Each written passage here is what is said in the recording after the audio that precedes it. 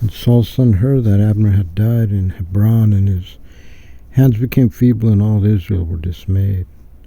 Saul's son had 2 men, the heads of troops.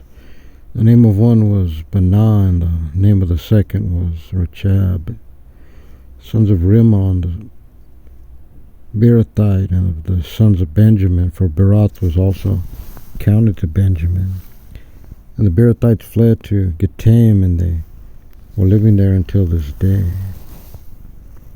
Jonathan, son of Saul, had a son who was lame in his feet.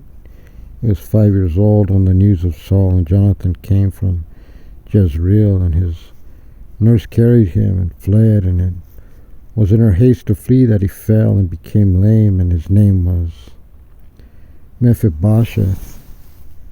The sons of Rimmon the Beerothite, Rechab and Baanah, went and came in the heat of the day to the house of the Ishbosheth when he was taking his midday rest. And they came inside the house as buyers of wheat, and they struck him under the 5th rib, and Rechab and Baanah his brother escaped. They came into the house, and he was lying on his bed in his bedroom. They struck him and put him to death, and they removed his head. They took his head and went by way of the plain all night. And they brought the head of Ishbosheth to David to Hebron, and they said to the king, "Here is the head of the Ishbosheth, the son of Saul, your enemy, who sought your life, and the Lord hath granted my lord the king vengeance this day of Saul and of his seed."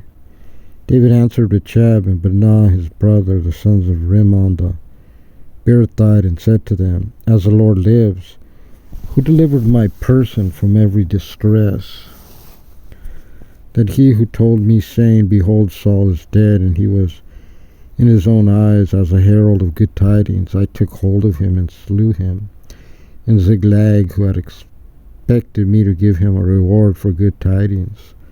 How much more when wicked men have slain an innocent man in his own house, on his bed, and now shall I not hold you accountable for his blood, and remove you from the earth?"